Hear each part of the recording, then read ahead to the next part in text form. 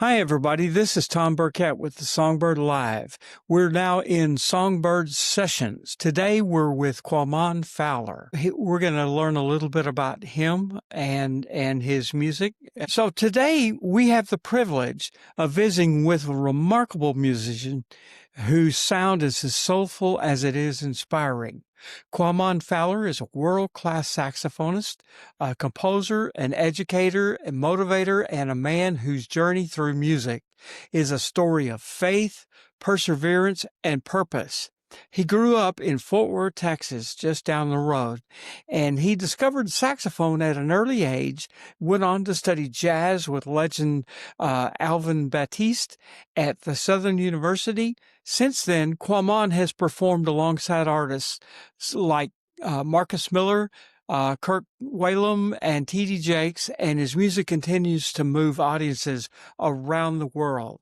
But beyond his talent, Quamon's life is a testament to what can happen when passion and faith overcome obstacles.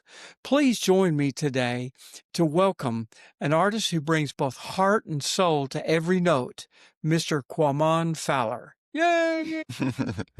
Uh, Thank you so Absolutely. Now, Quamon, we actually discovered Quamon. He was a sideman on one of the much. artists that Yeah. we brought. And I knew, and that was a long time ago, but I knew, hey, man, this guy's got something.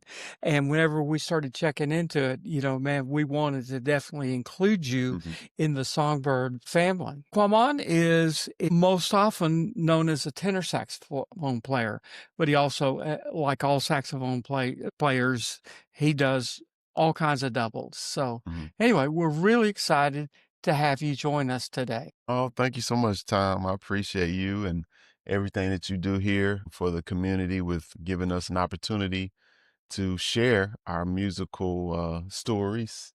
Hmm.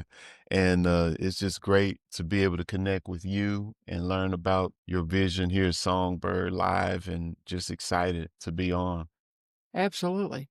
Well, of everything that we had planned on doing with the Songbird, you are very much part of what we want to bring. Let's explore that a little bit. Okay. Now, tell us just a brief bit about your path. So I got really inspired earlier on by music, coming up as a kid in church, being exposed to it, and of course, Hmm. school band. And once I started playing the saxophone, it was something that I was just captivated by. And my experience, really is like a culmination of jazz, gospel, and I guess you could say fusion. The Hmm. experiences that we had climbing up playing in musicals and then playing jam sessions, learning about our local jazz scene, learn about Rochella Parks back in 1994.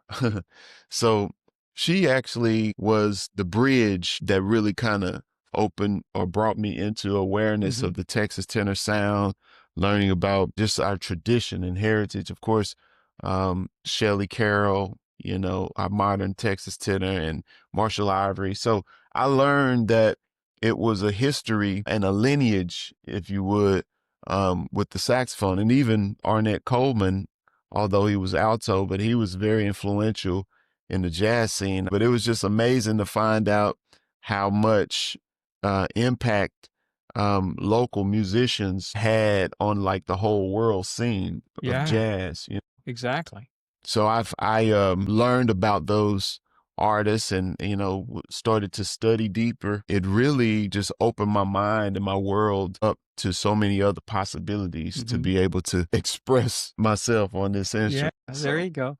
yeah. Well, you're mentioning some very famous names that came from Fort Worth. Hmm. And if you don't know some of the names that Quamon just named, um, I know several of those players played with, gosh, Ray Yeah, Charles, Ray Charles. man, yeah. So world saxophone quartet was Julius Hemphill, and of course King Curtis was the musical director for Aretha Franklin. David Fathead Newman, of course, like I say, Ray Yeah. Charles, and James Clay. I heard the story that Miles Davis had called Dallas, somewhere looking for James Clay, but he'd never get the call.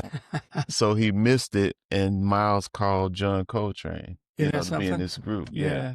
So it just goes to show that he had that much of a respect and had a voice. Mm. Um, Well, used to they had a club in Como that mhm. used to be broadcast, and actually the Cleburne station is actually the one that did it, Oh, but they broadcast from the Blue Note. Was that the club that they played there? Blue Note, Bluebird. Bluebird. Yeah. Yeah, Okay. Bluebird. Yeah, and they had a radio station. Randy Lee, as a young I just kid. met him. Oh, Yeah. really? Reese. Wonderful player. Mm-hmm. But, his whole thing is he started playing there at the Bluebird, Mm-hmm. As a teenager, Mm. and with Dewey Redman, Fathead Newman, and, a lot of those guys had some really, really influential sessions down there. Mm. We missed that club. Wow. I wish it was still there. I wish that. Bluebird. Yeah. Yeah. And Yeah. yeah, and the Caravan of Dreams too was Why, one in yeah, Fort Worth. yeah. That was a pretty short period of time, but it was glorious when it was going on. And see, I I can dream, Mhm. and I dream that we do something like that here in Yeah. the Songbird. Yeah. Wouldn't it be great to have Quamon lead something like that? That Wow. would be so much fun Mm. to do. Let's talk a little bit about you. One of the things that you're noted for is your sound. Mhm. It's a beautiful sound. It's a very soulful sound, and whatever you play, it has your distinct sound to it. Mm. Would you mind playing just a little bit for us on your tenor sax? Okay. Let's see. Let's put you on the spot. What do you think? Okay. Let's see, what song can we play?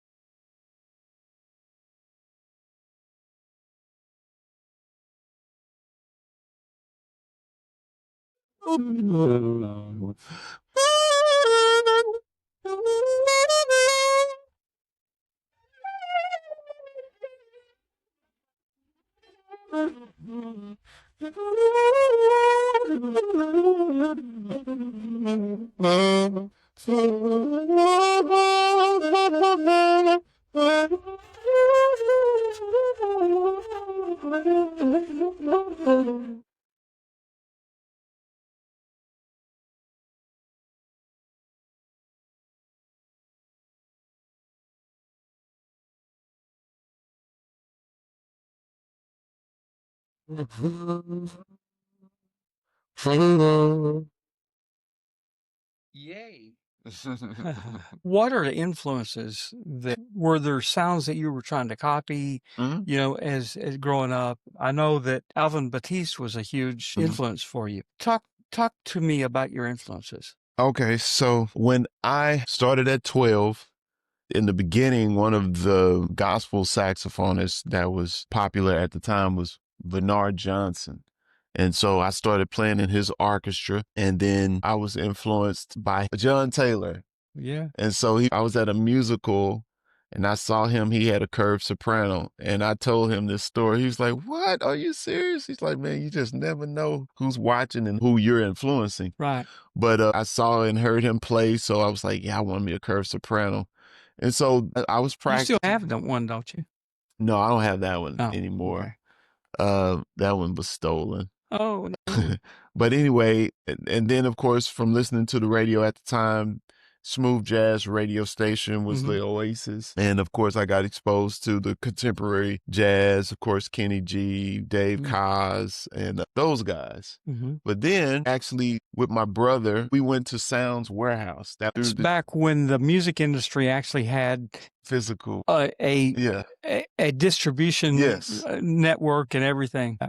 So what happened, this is good stuff because, when you do these interviews, people ask you things and you get to relive Mhm. some of these Sure. experiences. I'm thinking about them, but we went to Sounds Warehouse and was in the jazz section and I Mhm. saw a guy holding the saxophone and he's light skinned, had like a box, Oh, yeah. and it Mm. was Joshua Redman. Oh, It yeah. was that Joshua Redman album with Wish on it. And so I listened to it, and I think the first one was Moose the Mooch. Uh, it's a Oops. Charlie Parker Okay. I tune, see. yeah. Okay. So I don't know if that was the first one, but anyway, I heard all this stuff going on, and I was like, What is this?" It Mm. just didn't make sense. But I was like, I had to put that on the side. I was like, I couldn't really digest it. But it was one that song on there, Tears from Heaven, Oh, and yeah. it was beautiful. He redid that song, and I mean, it was just so lyrical and expressive. I could follow the melody, but Mhm. he was also putting other things in Sure. there, and I was like, "Wow, that's really cool." And so, um, I ended up digging around, and I got a John Coltrane's Ballads album. Mhm. And I think he played this tune on it, I Want to Talk About You. And so I ended up listening to that and I could follow it. And I remember riding in the car in the back seat. It was raining and we was playing that tape with my parents. And it's like, it was just priming me, you know, to just get this sound in my ear. And so that Mm. was like the seeds planted.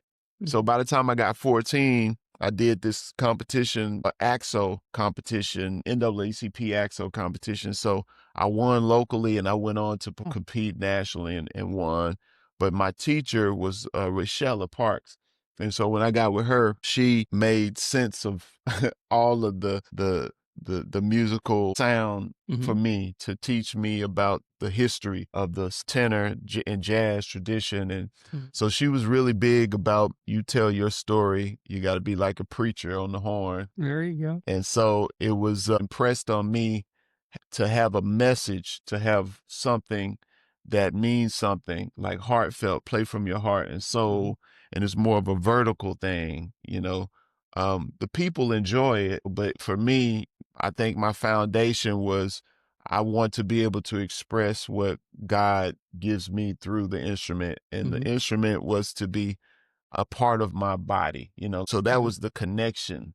And so I think that being my foundation, it affected everything else that I do. Cause you talk about my sound. Mhm. And so I get a lot of compliments about that, about my sound, but I think it's because my intentions when I play is it has meaning behind it. Mhm. And so technically I started listening to Sonny Rollins Sure. and I loved his rhythm. I loved his articulation and how free he was. Of course, John Coltrane was very serious and seeking spiritually too. So it was a combination of him, then learning about Branford Marsalis, and I learned that he studied with Mr. Alvin Batiste. So it's like all these pieces of the puzzle just kept Mhm. dropping in Yeah. place, and I'm just trying to put them together. See my voice in the midst of Right. all of that. So, Quamon, what do you hope that people feel from listening to your music? Um, Really, like I said, I want to be an instrument, like just the same way as I use the instrument to express what's in my heart, soul, and Mhm. spirit. I want God to use me to speak to others in the same way. I see. And so I think he used the saxophone for me metaphorically. We have things that we do, our talents and abilities in the natural sense. And then we don't really know the bigger picture yet. But as we mature, as we grow in our understanding and our relationship, as we grow closer to God, he was like, you know what? You know why Well, you was doing that all those years? I was using that to show you how I wanted to use you. And then it's like, oh, wow. And then you get it. And so, and then early on, I learned about David in the Bible because he was always practicing and tending to the sheep. He was not considered to be the king when Samuel came to look to anoint the king. Jesse mhm. said, "These are my sons here." And then he's like, "No, none of these are the ones." Like, is this all you got? He's like, "No, it's one, but he's taking care of the sheep." And David came and he said, "That's the king right there." And I feel like that's identify with that story Mhm. because within our industry, they'll spotlight certain people, Right. and we'll hear certain people, and they'll push people to the forefront, but there's people that you don't see, that you don't know about, Right. who have a genuine and an honest voice, Mhm. when it comes to music. It's because of the way that their experience and how they carried themselves, their Mm. integrity. And the thing that's what I was saying about David, he was selected to come and play for Saul when he was feeling bad. David played his harp, and the Bible said that because of what was in his heart, and because he was a man of God, he was able to play, and the evil spirit left Saul because of his playing. And so I was like, I want to do that. I want to be able to do that when I play. Mhm. It's not just about entertainment. It's a ministry. It's something that can uplift people, deliver people, and you have to have the right heart, motive, and intentions, like away from the instrument, so that when you use an instrument, it can be a pure stream and Mm. God can flow through it. So, for you, music and your faith and the Bible, all of that is really intertwined. Is that Yeah. correct? Yeah. Not always true with a lot of musicians. Yeah. So you got a pretty tenor Oh, saxophone good, here. good. I'm glad you said that. Yeah. Good. So, over the years, the last, 13 years, I played a Tenor Madness horn. And I'm thankful for Tenor Madness letting me have that horn, Mhm. and use it all the years. And so a friend of mine told me about a manufacturer. I actually reached out to him Mhm. and we talked, and I told him about what I wanted. This is our first generation, I guess you can Mhm. say, for the Pure Vibe saxophone. And so that's my brand, Pure Vibe. We came up with it a couple years ago when I connected with Mr. Brad Bain, who is my mouthpiece maker. Right. And so this is the Pure Vibe, nice rose gold color, and it has rolled tone holes. So that means these are the tone holes. Of course, it's rolled over. You have straight tone holes, but I like rolled tone holes, and so And um, that affects the sound? yeah, I don't know. I think so. Uh-huh. Yeah, I think it's a lot smoother, but I would have to go back and forth. So Right. that's the thing about saxophone. There's so many little details and variables, Mhm. from the type, the mechanism, the key mechanism, the color, of course, the lacquer color. And then you can see I have a different neck. And this is the neck, which is actually Tenor Madness neck. And the neck that came with it sounds good, but this one it has a little bit more projection and depth. So you have to play different things and try different things to get a better understanding and options, be aware of options because it all affects the sound. And the keys feel real good too. If the layout is so I can really get around on it. And it doesn't make a lot of noise. Now, did they do anything because you have very large hands? Did they Um, modify that to accommodate that? no, no, Okay. no. Most of the times with saxophone, Selmer is like the standard, Right. Selmer or Yamaha. Mhm. And they kind of build from there. Well, I played the Yamaha for a long while when I was in high school, and it feels good. But the sound is not as big. Let me move this out of my face. But the sound is not as big, and I realized that when I start playing more professionally, I could push and get a sound out of the Yamaha, but I needed something that would take me to that next level. And Right. so I actually have a story. When I graduated, me and my wife had moved from Lubbock to come back home from Texas, from Texas Tech. 2009, somebody had broke in the duplex that we were staying in, so they stole that Yamaha Custom that I had. Man. And then what happened? That's okay. They probably got $25 for it or something. They ended up actually Branford in that time period. Branford Marsalis sent me a Mark VI, Wow. and so different people helped me out. So it was like a series two. I think Sir had Ronnie, another guy who helped me out for a while with the series two black and gold. Then Branford sent me a Mark VI, and I played that. And I ended up going to TMEA. That's where I met Randy and Shirley of Tenor Madness. Sure. And so they gave me the Tenor Madness. So I played that, for the next 12 years. Wow. Well, let's go back to this question. Where's your career? Okay. Where's that going? What are you wanting to do? I know that you've already got several CDs that you have produced and all. What's next for Quanom Fowler? Okay. I think, and this is a good question, and this is something that all musicians need to think about. There's phases where we're all about the music, and there's phases when we realize we need to be all about the business. And that's true. And then there's time when you need to reflect, and you need to see what's working and what needs improvement.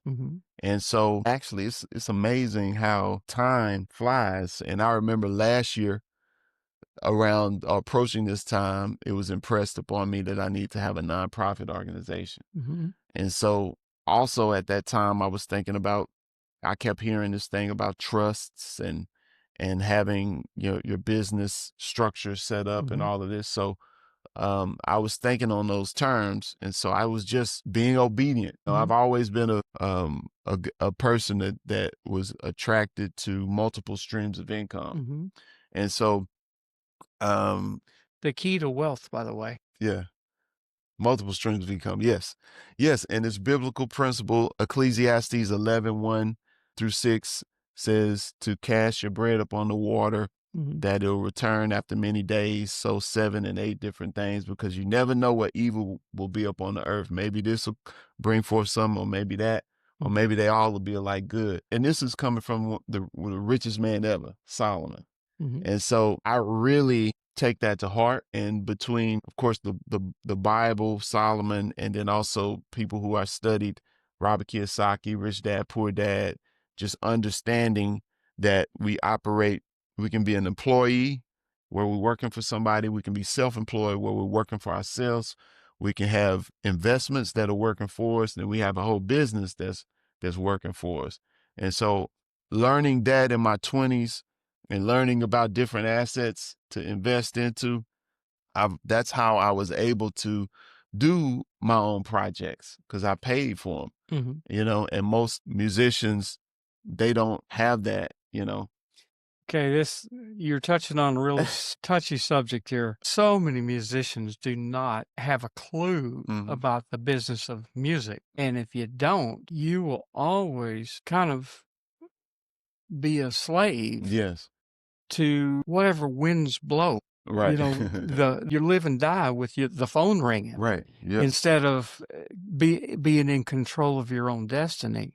Right. And that's something that I very much admire about you, that you basically have plans Yeah. and you're working your plan. Right. That's not the case with most musicians. Believe me, I dealt Yeah. with a lot of them.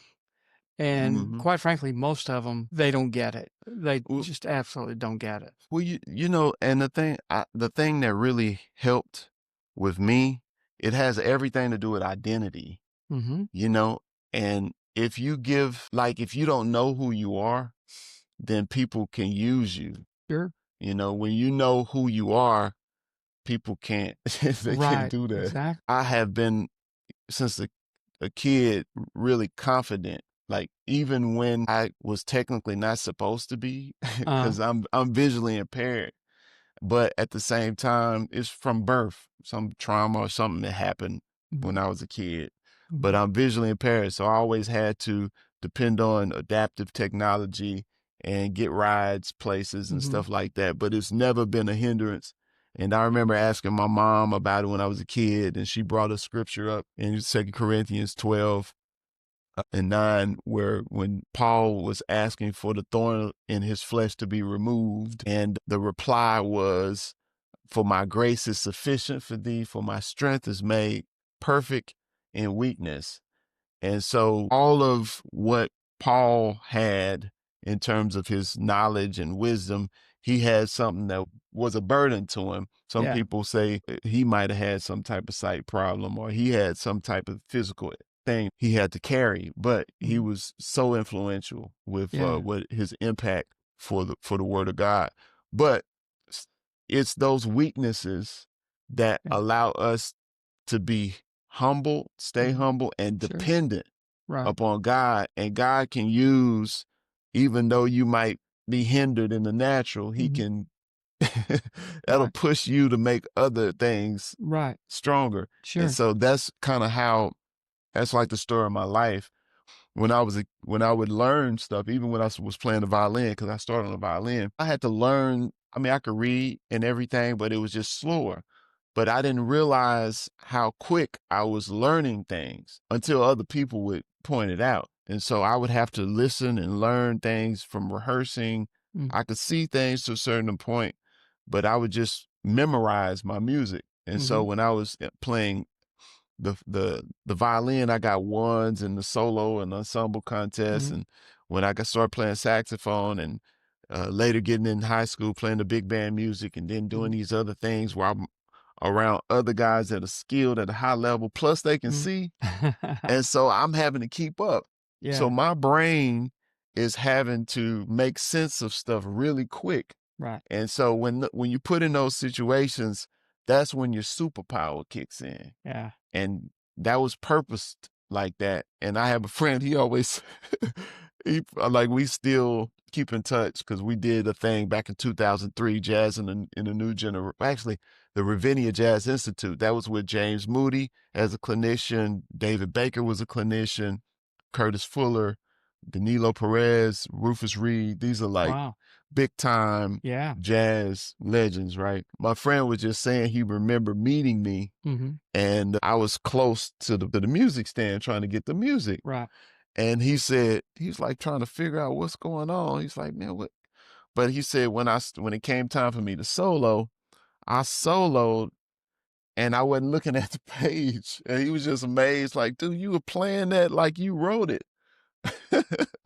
But it's one of those things, it's part of the gifting and uh-huh, the way God sets things up for me. But anyway, I said all of that to say, if you know who you are and you are obedient and you allow God to lead you, he'll right, give you everything you need. mhm, So it doesn't matter. You can have people who can see well and don't have any issues and can play, but they still have identity issues. And I think that's the biggest problem. And I learned this later because I wrote a book, The Christian Musician, Learn What Your Real Gift Is and How to Succeed with and Beyond Your Music. I discovered that the gifting is the way you think, and music is just one avenue that your giftedness is displayed through. But really, it's the way you think. And my pastor told me, he's like, Quanon, you make money with your mind, not with your music. That is true. Uh, Thomas Sowell talks a lot about confines. The biggest obstacle you have is your mind, Mm, and basically the way you have programmed yeah. your way of thinking. I'm like all over what you're Yeah. talking about. I mean, you're a prime example. You're a prime example. That's why I appreciate you. You're a musician, but you're business minded and you go after it. And I appreciate that. You know, like-minded people are always attracted Oh, sure. to each other, you know. Exactly. Now, but you have used your gift to bless others, Hmm. because I know that a big part of you is the education that you do. Can Yeah. you talk about that a little So bit? I started back in 2009. I started Musician Webshed and I changed it to Jazz Webshed. And so I was putting up videos on YouTube and doing Skype lessons and all of Mhm. that. Skype is no more now. Really? They use other things. Zoom kind of wiped them out during the pandemic. Mm, But um, I was doing a lot of that and going live on mhm. Facebook. And I just took advantage of having access to the world. Right, We have local experiences, right. and there's people who don't get a chance to be close to us, so we can use the internet and leverage Exactly. and reach people. And so over the years, I put videos up on YouTube, and I've had people subscribe to my Jazz Webshed, and then Texas Tenor Music Academy, and now the Sound Musician is what it's called. And so I've always wanted to educate not just about jazz and improvisation, but Mhm. also about business. Sadly, a lot of the musicians don't really get it and value it, Yeah, but it's the truth anyway, you know? it is. That's a fact. Yeah. So I just have to keep plugging away and I see it. I know what I need to do, Yeah. you know, and I'm trying to do it. Mhm, And fast forward to now because I go to networking events mhm, outside of music. I've done seminars on real estate and seminars on content creation and mhm. investing and trading and things like that. So I'm always meeting people in other industries who are good at other things outside Right, of music. So I'm learning from them. They appreciate me because I'm different. I don't right, come from their world and they don't come from my world, right.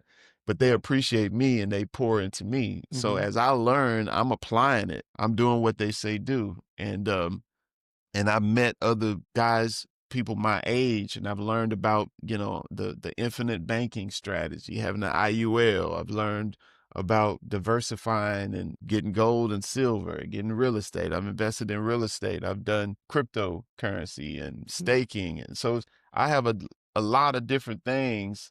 And so, Multiple streams of yes, income. Yeah, yes, because exactly. you want to be free. Like you said, you don't want to be dependent upon somebody calling you to hire you for a gig. Right, I would rather have the freedom to choose, right. and be able to create exactly the situations that I want. And That's something that I yeah. preach to musicians all the time. If you can have your own audience who is interested in what you do, who follows what you do, because as a musician, money is related to butts and seats. If you can't put people in the seats, I mean, it just doesn't work. There's no such thing as an endless supply of money. Anybody who thinks that is nuts, and like for musicians, it's really about butts and seats or the way that you can come at it maybe from a different angle. If you could figure out some way to monetize Mhm, people, uh, from the internet, mhm, basically you could potentially mhm. reach endless supply of people. We're talking billions of people. Your whole thing is how do you attract your own audience? I would say this: we have to think outside in. Yeah, absolutely. Um, And once again, that's really foreign to musicians. mm, mm. Yeah. Yeah, because you have a perception or a persona, and people have watched and followed you over the years, and you have to pay attention to that. Like we have a Sure. reputation, we have a brand, Mhm. and a lot of times, unfortunately, musicians are too selfish to pay attention to that, and they're not leveraging it well. But now, because we're in the age of social media, that's like more of a pressing thing because Mhm. people need to be consistent with creating content. And so I've learned about the importance of creating content and being consistent. But of course, most guys are like, dang, it's just a lot to keep up with. You know, it's a lot to do extra. But the key is just turn the camera on while you're doing something that you would be doing anyway, Mhm. you know, and you're sharing on a daily or weekly basis, and you're just bringing people in on what you're doing. That way, people will get to know you, they'll like you, and they'll trust you. Well, and that's also authentic, you Authentic. know Yeah. nobody wants to see somebody faking it. Yes. They wanna know the real person. Right. And especially if you find something that's successful, and you wanna share it, you can't do that if you've faked it for Right. a while, Right. And I was talking with Frank McComb. He's a real accomplished independent artist, like in the true essence of it. Like he's a great singer and he's a great songwriter and great keyboard player, producer, does all of his music.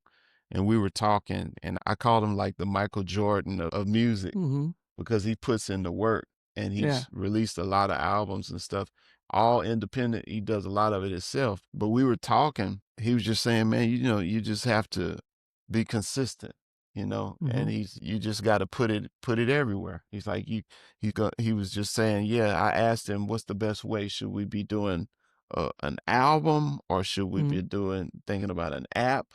Mhm. He said, do it all. He Uh, said, do it both because I followed him over the years. He's followed me over the years, and I've just seen him just be mhm. just consistent, and people love him. But we talking about real, like he's real. It's not a fake thing. You got Right. artists that have firms and teams behind them that are putting things out there, Right. but when you got somebody who's genuine, organic, they doing they just hustling, doing it all. Right. It's like you can't get any realer than that. But, it just depends on what you want to do. Well, but once again, if you find things that you're passionate about, Yeah. for me, I'm passionate about music. Mhm. And so what we do here at the Songbird is very authentic. And quite frankly, I'm in a position where I'm not bringing music I don't like. Mm. The stuff I believe in Right. is what I'm wanting to bring. Sometimes it's been hit or miss as far as the audiences, but we're going to keep doing the things that I believe in. Mhm. I mean, there's a reason why I believe in them. You may not agree with it, but I do. Mhm. And so I'm going to do what's authentic to That's me. good. And you're doing the same thing. Yes. You're not playing. Musicians often are asked to sell out Yeah. and do stuff that they just despise and do it for the money. And it goes back to what I was saying, identity. Yeah. Like you really have to know who you are, what's your assignment. If you don't, somebody else will assign you Yeah. what you do. Yeah. And unfortunately, cats get stuck in that. Oh, They yeah. suspended. They can't ever really break out and Mhm. and be who they really know Right. they should be because they're just coasting or just doing whatever out of convenience. Really, it's an inconvenience to them and where they need to be, but it's like they don't have the faith, they don't have the Right. belief. They could be lazy or procrastination or just comfortable. You know what I'm saying? All of those Sure. things. Well, work ethic, I mean, when you hear Quamon play, he's all over the saxophone. I mean, the top of the register, the bottom of the register. There's so many things going on. None of those are by accident. There's no telling how many hours you Oh have my spent goodness. shedding that stuff. And once again, if you have skills, you're never out of work. Yeah. If you have skills, whether it's carpentry skills, whether it's business skills, there's always a need for skills. And that way you're not dependent on the government or Mm. anything else. You control your Yeah. own destiny. And that's something that if I could get something over to a lot of musicians, Mhm. it would be how do you control your own destiny? Mm. And back to what you had said earlier, it's so much the confines of how you think. Mhm. Doesn't and I say this all the time. We tend to look Mm. like through a Uh, prism or through a telescope or yeah. something like that, and we see, "Oh, that's what's out there." But that's wrong Mm. because it's all out there. You Right. just don't see it. Yes, that's right. That's good. One of the things that I say to people, there's every question has an answer. Mhm. Every problem has an answer. You may not know what it is, but Mhm. it still has an answer. I mean, think of all the things that we do today, Mhm. all the products that have come online in the last 10 years. Those were all questions that nobody had the answer for Mm. until somebody came up with that answer. Mhm. So once again, there's always an answer to how to make money playing tenor sax. You just have to find it. In Quamon's life, being visually impaired since he was a child, you know, you could say, well, gee, that's a problem. Mhm. Well, and certainly it is a problem, but every problem has an answer. You just don't know what it is. You figured that out. The very thing that people would complain that, the reason why they can't be successful, you found an answer. Ladies and gentlemen, I hate to do it, but I think we're going to have to call it quits here. Oh, okay. No problem. We have to end our Stay songbird tuned. session. Yeah, but stay tuned for more. And once again, the songbird, we reach out to players that have skills and have really something significant to bring. Mhm. And so with Quamon, he's going to bring it like nobody else. And so anyway, you have a gig tomorrow night at the Scat Lounge, don't you? You reminded me too. So yeah, we're playing tomorrow night, the 24th October at Scat Jazz Lounge. In And then downtown Fort Worth. downtown Fort Worth. And then the next day, Sandra asked me about playing with her somewhere. So I understand. I'll play with her on Saturday, I believe. But and then our performance here is on November 8th. So Yes. I'm excited. Yes, I am too. What a pleasure. Well, Quamon, thank you so much for Mhm. joining us. Thank you for And having me. absolutely. And once again, I promise you a wonderful concert on November 8th. Thanks a lot. And so we're going to end our session of Songbird Sessions. Hey, thanks. Bye.